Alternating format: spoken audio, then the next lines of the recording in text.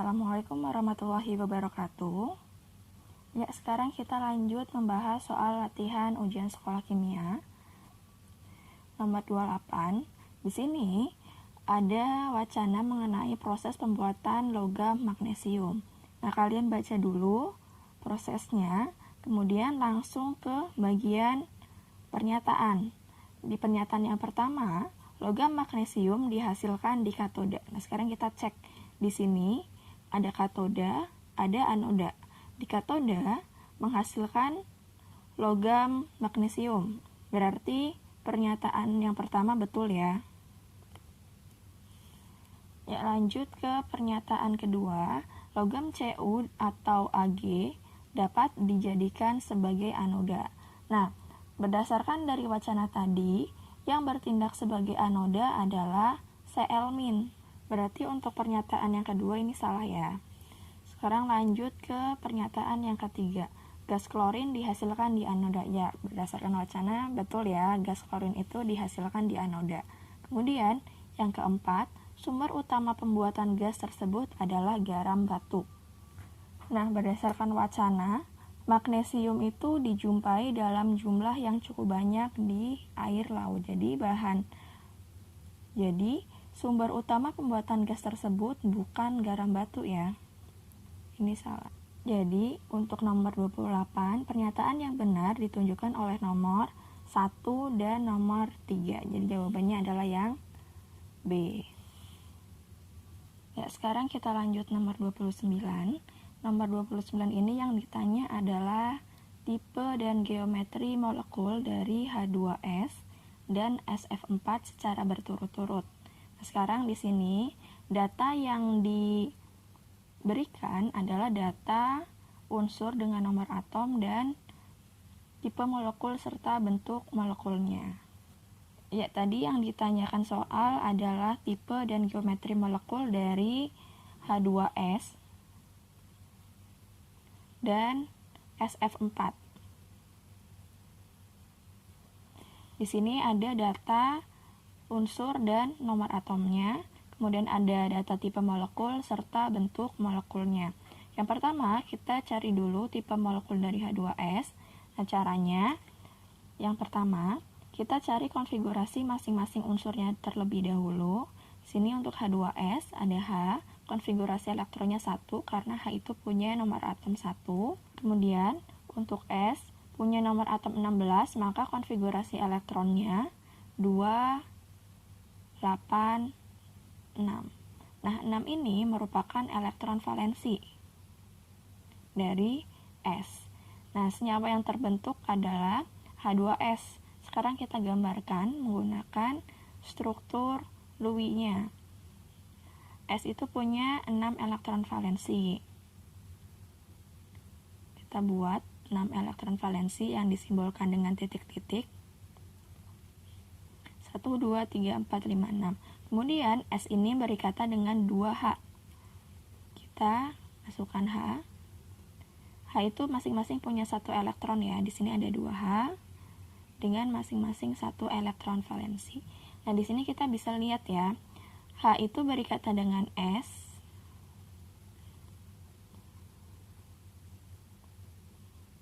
Nah, sini bisa lihat kalau ini merupakan pasangan elektron ikatan. Pasangan elektron ikatan dari H2S itu ada 2, 1 dan 2. Kemudian, untuk pasangan elektron bebas itu adalah elektron yang tidak berikatan. Berarti PeB, ini PeB-nya 1, 2. Jadi untuk PeB-nya ada 2. Ya, untuk PeI ini kita simbolkan X, sedangkan untuk PeB itu E. Jadi tipe molekulnya adalah A, X. X-nya ada 2, berarti AX2. Kemudian di sini ada E-nya 2. Berarti AX2 E2. Jadi dari tabel ini yang menunjukkan tipe molekul dan bentuk molekul dari H2S adalah yang nomor 2. Di sini AX2 E2. Kemudian di sini PeB-nya ada 2.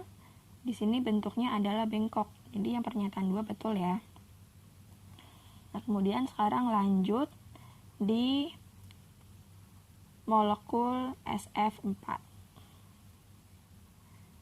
SF4 itu kita tulis dulu masing-masing konfigurasi elektron dari S. S itu punya nomor atom 16, jadi konfigurasi elektronnya 2, 8, 6. Kemudian untuk F punya nomor atom 9. Jadi di sini F itu punya konfigurasi elektron 2, 7. Kemudian yang dibentuk adalah molekul SF4. Berarti S ini berikatan dengan 4F. S kita gambarkan. Kemudian ditambahkan dengan elektron valensinya.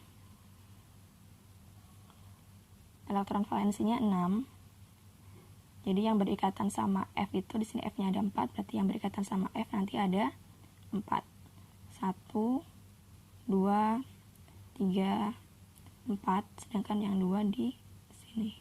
Nah, totalnya ada 6 sesuai dengan elektron valensinya. Titiknya.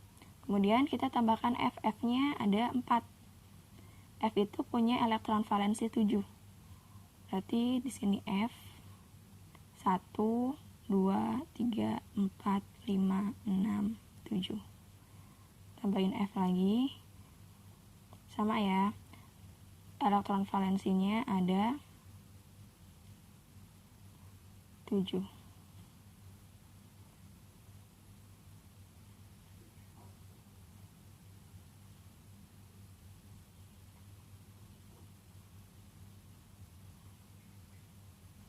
Nah, sekarang berikatan dengan S.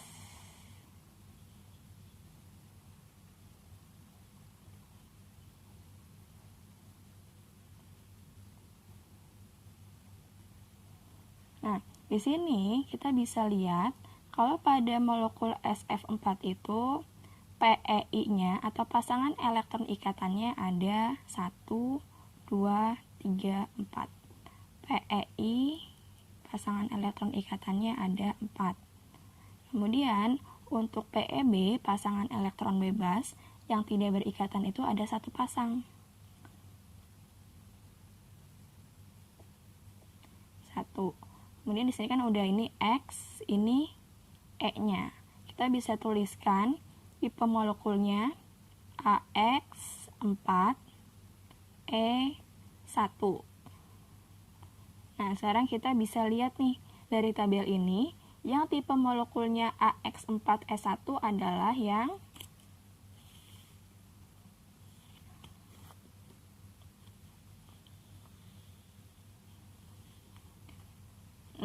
yang mempunyai tipe molekul AX4 E1 adalah tabel nomor 5. Jadi, tipe geometri molekul dari H2S dan SF4 secara berturut-turut ditunjukkan oleh nomor 2 dan 5. Jadi, jawabannya yang C.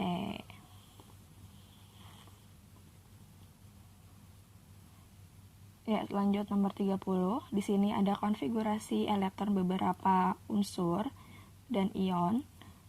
X itu berarti unsur, sedangkan Y dan Z adalah ion karena di sini ada muatannya. Kemudian yang ditanyakan soal adalah urutan titik leleh unsur dari yang terkecil ke yang terbesar.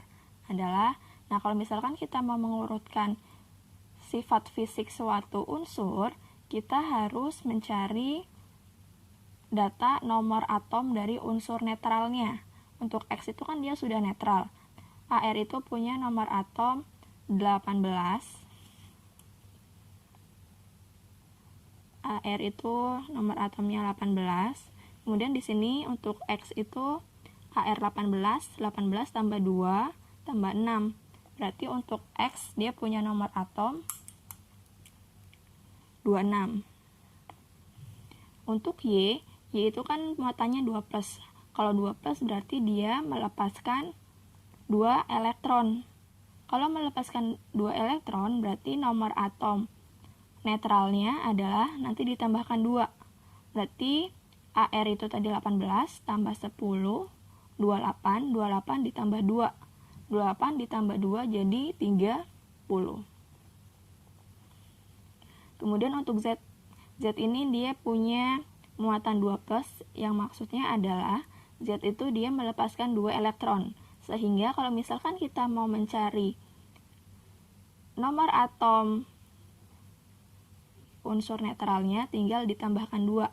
AR itu 18 ditambah 0, 18 ditambah 9, 27, kemudian ditambahkan dengan 2, jadinya 29.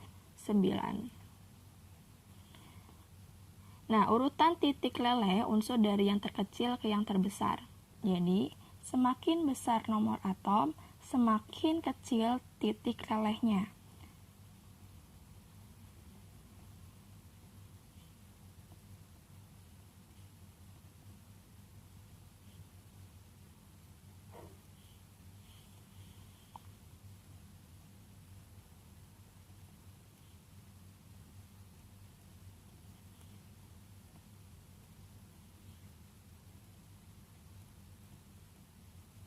Ya, jadi semakin besar nomor atom, semakin kecil titik lelehnya. Jadi di sini yang mempunyai titik leleh terkecil adalah yang nomor atomnya besar. Berarti Y, kemudian Z, kemudian X. Jadi jawabannya adalah yang A salah. Yang jawabannya YZX adalah yang D. Ya, jadi semakin besar nomor atom, semakin kecil titik lelehnya. Ya, kemudian lanjut nomor 31. Dari dua reaksi di atas, pernyataan yang tepat tentang kekhasan atom karbon pada senyawa hidrokarbon adalah di reaksi yang pertama, di sini ada alkena, dia direaksikan dengan hidrogen menghasilkan alkana. Kemudian di nomor 2 ini ada reaksi substitusi, sedangkan reaksi yang pertama itu adalah reaksi adisi. Reaksi adisi, kalau reaksi adisi berarti ikatan rangkapnya berubah menjadi ikatan tunggal dan hanya bisa dilakukan oleh senyawa yang mempunyai ikatan rangkap. Kemudian kalau misalkan alkana itu dia lebih mudah untuk reaksi substitusi. Nah, jadi kalau misalkan kita perhatikan di opsi A sampai E, pernyataan yang benar adalah yang pertama. Pernyataan yang benar adalah yang A, senyawa alkena lebih mudah melakukan reaksi adisi. Betul ya, alkena mudah diadisi. Jadi ikatan rangkap di alkena diputus menjadi ikatan tunggal. Jawabannya yang tepat adalah yang A. Jadi tadi reaksi yang pertama itu adalah reaksi adisi. Yang kedua substitusi. Adisi itu cirinya ikatan rangkapnya menjadi ikatan tunggal. Ya, sekarang kita lanjut nomor 32. Di sini diketahui senyawa halida kemudian dengan data massa molekul relatifnya. Urutan titik didih dari yang tertinggi. Titik didih dari suatu senyawa dipengaruhi oleh yang pertama ikatan hidrogen. Yang kedua, massa molekul relatifnya. Jadi kalau misalkan senyawa tersebut ada ikatan hidrogennya, maka senyawa tersebut mempunyai titik didih yang tertinggi. Kemudian MR. Semakin besar massa molekul relatif suatu senyawa, maka titik didihnya semakin tinggi pula. Jadi, ikatan hidrogen adalah gaya tarik antar molekul yang mempunyai atom hidrogen dengan atom yang mempunyai keelektronegatifan yang besar. Contohnya itu adalah FON. Ya, jadi kalau misalkan unsur H berikatan dengan FON ini, salah satu dari ini, maka senyawa yang terbentuk mempunyai titik didih yang tinggi. Nah, sekarang coba kita lihat di data ini. Nah, di sini, di senyawa ini, Yang mempunyai titik didih tertinggi adalah HF, karena HF ini dapat membentuk ikatan hidrogen. Ya, tadi syarat ikatan hidrogen itu H itu berikatan dengan unsur yang mempunyai keelektronegatifan yang besar. HF bisa, H2O bisa. Kemudian yang kedua, yang mempunyai titik didih tertinggi yang kedua, berarti kita bisa lihat dari massa molekul relatifnya. Yang mempunyai massa molekul relatif tinggi, berarti mempunyai titik didih yang tinggi pula. Setelah HF, berarti yang kedua adalah HI. HI tidak mempunyai ikatan hidrogen, tapi HI mempunyai massa molekul relatif yang tinggi. Jadi misalkan kita mau lihat titik didih yang tertinggi, yang pertama itu kita lihat ada tidaknya ikatan hidrogen, kemudian yang kedua adalah lihat massa molekul relatifnya berapa. Nah, HI yang kedua, kemudian yang ketiga adalah HBr, yang mempunyai massa molekul relatif 81. Kemudian yang terakhir adalah HCl yang mempunyai massa molekul relatif 36,5. Jadi bisa diurutkan. Urutan titik didih dari yang tertinggi adalah HF, kemudian HI, HBr, dan HCl. Jadi jawabannya adalah yang D. Ya, sekarang kita lanjut untuk soal nomor 33. Di sini ada senyawa turunan benzena dan kegunaannya. Untuk soal nomor 33, pasangan data yang tepat adalah yang pertama, coba kita lihat di sini ada toluena, strukturnya betul, namanya betul. Kemudian di sini fungsinya sebagai bahan pembuatan asam benzoat, betul ya. Jadi selain sebagai bahan dasar pembuatan peledak, toluena itu bisa digunakan sebagai bahan pembuatan asam benzoat. Berarti ini betul. Kemudian yang kedua, di sini ada benzena dengan gugus amina. Jadi namanya adalah anilin atau amina benzin. Nah, ini salah ya untuk namanya. Yang betul adalah amina benzin, atau nama trivialnya adalah anilin. Kemudian yang ketiga, di sini ada benzena dengan gugus hidroksil. Berarti namanya hidroksibenzen.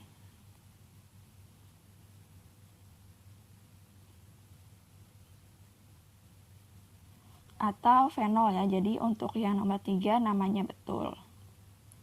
Kemudian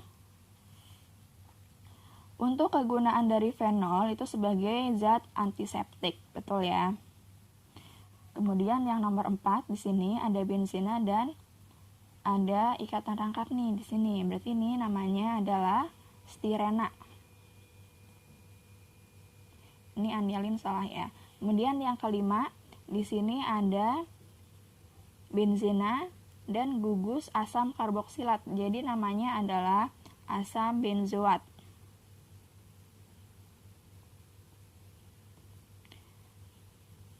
Berarti ini benzaldehid salah ya. Nah, dari data ini yang betul adalah yang nomor 1 dan nomor 3. Sekarang kita lihat opsinya. Nah, di opsi yang jawabannya 1 dan 3 adalah yang E.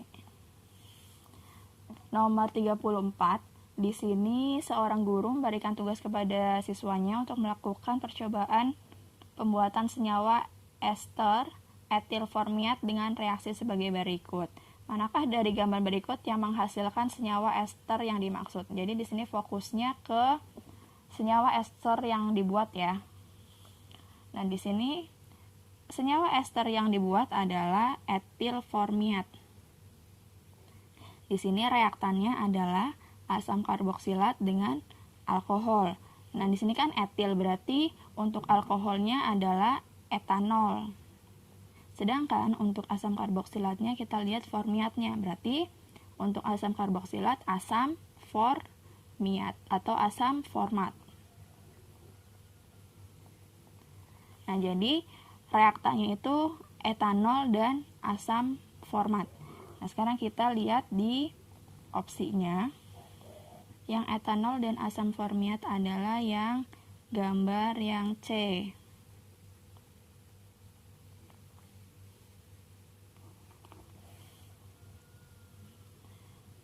Nah, kemudian kalau misalkan kita lihat opsi yang A itu asam asetat dengan etanol, maka ester yang dihasilkan adalah etil asetat.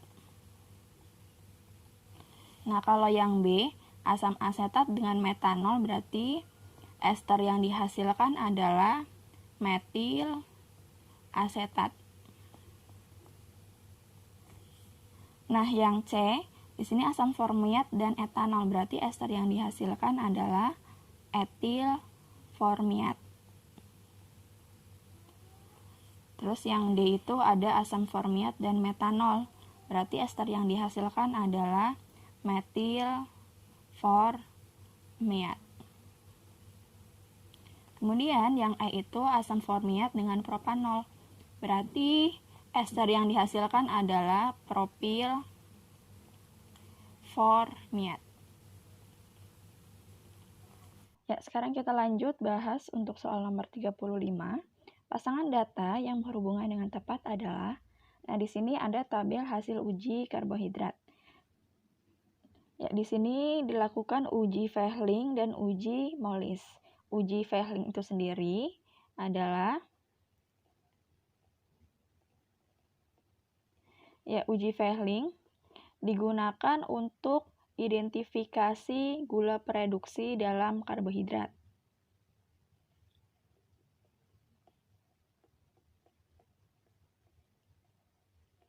Karbohidrat yang mempunyai gula pereduksi itu contohnya adalah glukosa dan fruktosa. Jadi kalau misalkan glukosa dan fruktosa diuji dengan Vehling, maka hasilnya akan positif. Nah, hasil positif ini ditunjukkan menghasilkan Cu2O. Ya, jadi hasil positif dari uji Vehling itu adalah menghasilkan Cu2O, yang menunjukkan hasil positif hanya glukosa dan fruktosa atau karbohidrat yang mempunyai gugus gula pereduksi. Kemudian untuk uji molis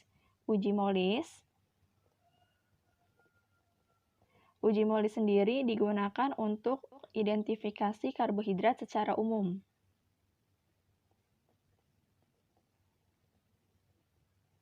Jadi, semua karbohidrat kalau misalkan kita lakukan uji molis, maka hasilnya pasti positif.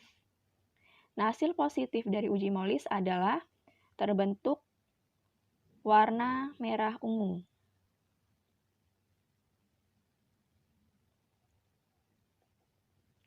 Nah, sekarang kita lihat di tabel yang tepat yang mana. Untuk bahan yang pertama, sukrosa direaksikan dengan Vehling tidak menghasilkan Cu2O. Nah, ini betul ya, karena di sukrosa tidak mengandung gugus pereduksi. Kemudian di sini ada galaktosa. Galaktosa, kalau misalkan dilakukan uji molis, terbentuk warna kuning. Nah, ini salah, karena glukosa itu kan dia termasuk karbohidrat. Kalau karbohidrat dilakukan uji molis, pasti hasilnya positif. Hasilnya adalah warna merah ungu. Kemudian fruktosa. Fruktosa dilakukan uji Vehling tidak menghasilkan Cu2O. Nah, ini salah ya, karena fruktosa itu mengandung gugus gula pereduksi. Sehingga kalau misalkan fruktosa dilakukan uji Vehling, maka hasil positifnya menghasilkan Cu2O. Kemudian yang keempat, selulosa. Dilakukan uji Vehling menghasilkan ester dan Cu2O. Nah, ini tidak ya, karena selulosa itu tidak mengandung gula pereduksi, sehingga tidak menunjukkan hasil positif untuk uji Vehling. Dan yang terakhir, yang kelima itu ada glukosa. Glukosa hasil uji Vehling menghasilkan Cu2O. Nah, ini betul ya, karena glukosa itu mengandung gugus gula pereduksi, sehingga kalau misalkan kita lakukan uji Vehling, maka hasilnya pasti positif, yaitu menghasilkan Cu2O. Jadi berdasarkan data ini, yang menunjukkan hubungan yang tepat adalah yang nomor 1 dan nomor 5. Jadi jawabannya adalah yang E. Ya, sekarang kita lanjut nomor 36. Seorang siswa melakukan percobaan hidrolisis dengan mencampurkan larutan asam asetat dengan natrium hidroksida. Urutan harga pH dari ketiga percobaan tersebut mulai dari yang terbesar. Adalah, nah, kalau misalkan soal ini merupakan soal esai, kalian harus menghitungnya satu persatu untuk menentukan pH tersebut menggunakan rumus hidrolisis. Tapi karena di sini adalah soal pilihan ganda, kita cukup lihat konsentrasinya saja. Lihat konsentrasinya. Jadi, semakin besar konsentrasi,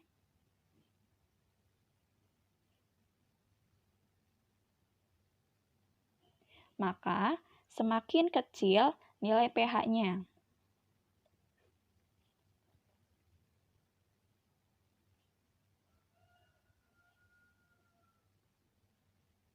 Berarti yang mempunyai konsentrasi besar pH-nya kecil. Itu ya. Yang mempunyai konsentrasi kecil pH-nya besar. Dari data ini, yang mempunyai konsentrasi kecil adalah yang ketiga. Berarti urutannya 3, kemudian 1 dan 2. Jadi jawabannya yang B. Jadi semakin besar konsentrasi, semakin kecil pH-nya. Semakin kecil konsentrasi, maka semakin besar pH-nya. Jadi jawabannya 3, 1, 2. Ya, selanjutnya nomor 37. Perhatikan data entalpi berikut. Entalpi pembakaran standar dari reaksi pembakaran etanol menurut reaksi berikut adalah entalpi pembakaran standar biasanya kita simbolkan sebagai delta H 0C. Entalpi pembakaran standar merupakan perubahan entalpi untuk pembakaran 1 mol zat dalam keadaan standar. Delta H untuk pembakaran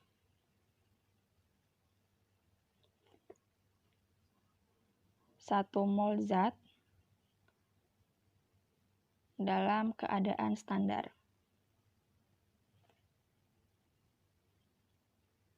Jadi, zat yang akan dibakar harus 1 mol. Tuh ya. Nah, sekarang kita lihat persamaan reaksinya. Kalau misalkan ada persamaan reaksi, kita cek dulu reaksi tersebut sudah setara belum. Nah, di sini reaksinya sudah setara. Kemudian kita cek molnya. Mol dari etanol itu harus 1 mol. Nah, lihat 1 molnya itu dari mana? Dari koefisiennya, dari koefisien dari etanol. Nah, di sini etanol itu punya koefisien 2. Jadi, untuk mengubah 2 etanol ini menjadi 1 mol, 2 mol etanol. Jadi, untuk mengubah 2 mol etanol ini menjadi 1 mol, maka semua reaksinya dibagi 2. Jadi, persamaan reaksinya adalah CH3OH, karena 2-nya sudah dibagi 2, jadi 1, ditambah 3 dibagi 2, 3/2 O2, menghasilkan 2 dibagi 2, 1 mol CO2, ditambah 4 dibagi 2, 2H2O. Nah, dari sini baru bisa kita lanjutkan untuk menghitung entalpi pembakaran standarnya. Karena di sini yang diketahui adalah entalpi pembentukan standar, maka untuk menentukan entalpi pembakaran standarnya menggunakan rumus delta H 0C sama dengan sigma delta H produk dikurangi sigma delta H reaktan. Jadi, kita jumlahkan dulu delta H pembentukan produknya, kemudian delta H, kemudian dikurangi dengan delta H reaktannya. Di sini yang bertindak sebagai produk itu kan CO2 dan H2O. Jadi menurut persamaan reaksi yang ini, kita tuliskan CO2 di sini koefisiennya 1. Jadi 1 dikali delta HF dari CO2 ditambah Untuk H2O koefisiennya 2, jadi 2 dikali delta HF dari H2O. Nah, kemudian dikurangi delta HF reaktan. Reaktannya itu CH3OH. Sini ada 1 mol, jadi 1 dikali delta HF CH3OH. Kemudian ditambah dengan delta HF dari oksigen. Oksigen 3/2, berarti 3/2 dikali delta HF oksigen. Nah, sekarang tinggal kita masukkan delta HF dari CO2 itu minus 394. Kemudian delta HF dari H2O itu 286. Di sini karena ada 2, berarti ditambah 2 dikali minus 286. Kemudian dikurangi delta HF dari etanol 1 dikali etanol itu minus 239. Kemudian ditambah dengan 3/2.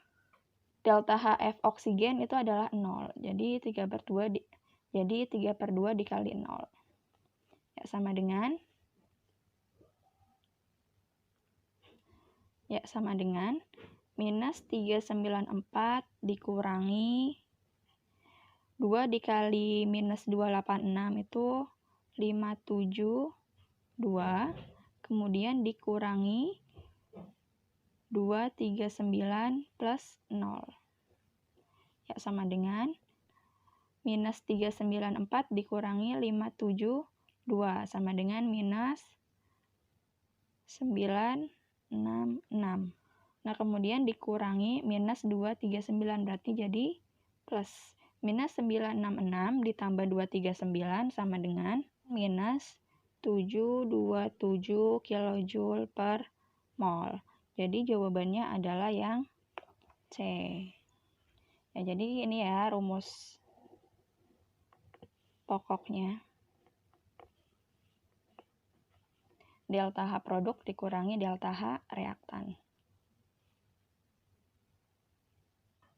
Ya, sekarang kita lanjut ke nomor 38. Percobaan yang dilakukan terhadap 1 gram pita magnesium dengan 25 ml larutan asam klorida sebagai berikut.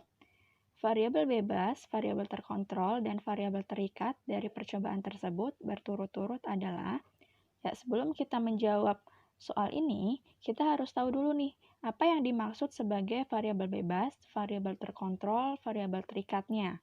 Nah, di sini variabel bebas adalah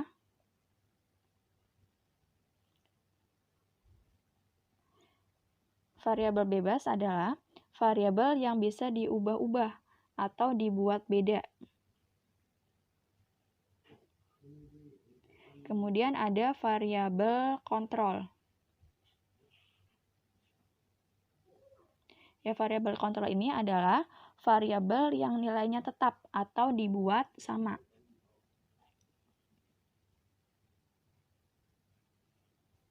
Kemudian, yang ketiga itu ada variabel terikat. Variabel terikat ini adalah variabel yang nilainya ditentukan atau yang diukur. Nah, kalau misalkan kita lihat di sini, yang berperan sebagai variabel bebas atau yang dibuat beda itu adalah konsentrasi.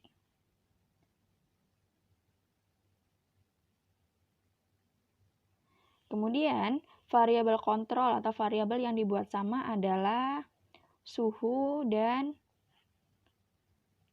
luas permukaan.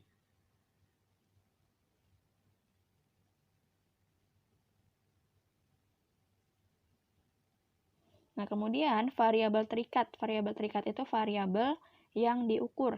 Yang diukur dari, ini kan dia faktor-faktor yang mempengaruhi laju reaksi ya. Kalau faktor-faktor yang mempengaruhi laju reaksi berarti variabel terikat atau variabel yang diukur adalah waktu. Jadi, variabel bebas, variabel terkontrol, dan variabel terikat dari percobaan tersebut berturut-turut adalah konsentrasi, suhu atau luas permukaan, kemudian variabel terikatnya waktu. Jadi jawabannya yang tepat adalah yang B. Nah, kalau misalkan yang ditanyakan adalah faktor laju reaksi yang mempengaruhi reaksi tersebut, berarti kita lihat dari variabel yang dibuat beda atau variabel bebasnya. Kita lihat variabel bebasnya adalah konsentrasi. Jadi di sini faktor laju reaksi yang diukur adalah faktor konsentrasi. Ya, sekarang kita lanjut di nomor 39. Di sini ada elektrolisis ya atau penyepuhan. Sini menggunakan larutan CuSO4 yang menggunakan arus listrik 2 ampere. Kemudian waktunya 193 detik. Yang ditanyakan adalah reaksi di anode dan massa tembaga yang diendapkan di katoda. Nah, pertama kita harus lihat dulu nih, mana yang anoda, mana yang katoda. Kuncinya kita lihat dari aliran elektronnya. Nih, aliran elektronnya. Ini elektron dia mengalir dari Cu ke gemboknya. Jadi di sini kita bisa simpulkan kalau Cu adalah anodanya. Cu anoda, kemudian nanti katodanya adalah besinya. Ya, karena Cu itu anoda, di anoda itu terjadi reaksi oksidasi, maka reaksinya kita bisa tuliskan Cu menjadi Cu2 plus 2 elektron. Kalau oksidasi kan dia biloxnya naik ya, awalnya 0 menjadi 2 plus. Nah, sekarang kita cari massa tembaga yang mengendap. Massanya sama dengan massa atom relatif dibagi dengan elektronnya, kemudian dikali dengan arusnya, dikali waktu, dibagi 96.500. Nah, untuk AR dari Cu itu sebesar 63,5, per elektronnya itu ada 2, dikali I arusnya itu ada 2 ampere, kemudian dikali waktunya itu 193 detik.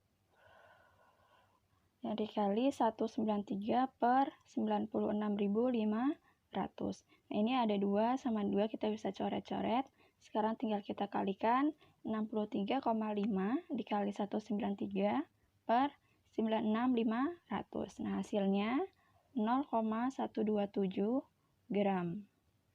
Nah, sekarang kita lihat opsi.